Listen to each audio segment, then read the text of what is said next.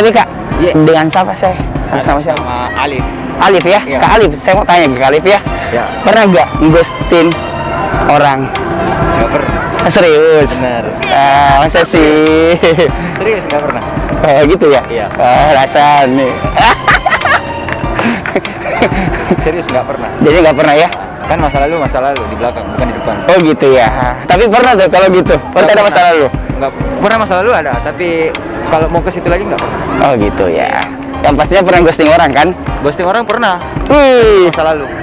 Oh gitu ya. Asik ya masa depan kan? Benar. Iya udah. Tapi udah benar ghostingnya ini. Oh gitu cocok. Kalau gitu.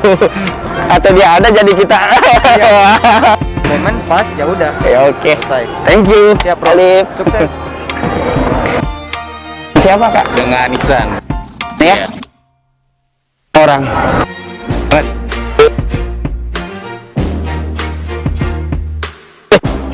Kok nggak pernah ghosting? Oh serius nih nggak. Orang sih kadang.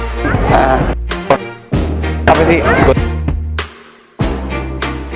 Ini hilang kayak gitu kan? Iya gitu ya.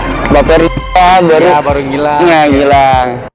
Pernah sih ghosting orang, paling di ghosting. Oh jadi kita sayang-sayang ditinggalin gitu. Ya yang jomblo aja kayak Iksan. Oke guys. Ada lagu. Kak Iksan bisa. Tapi Kak siapa Kak?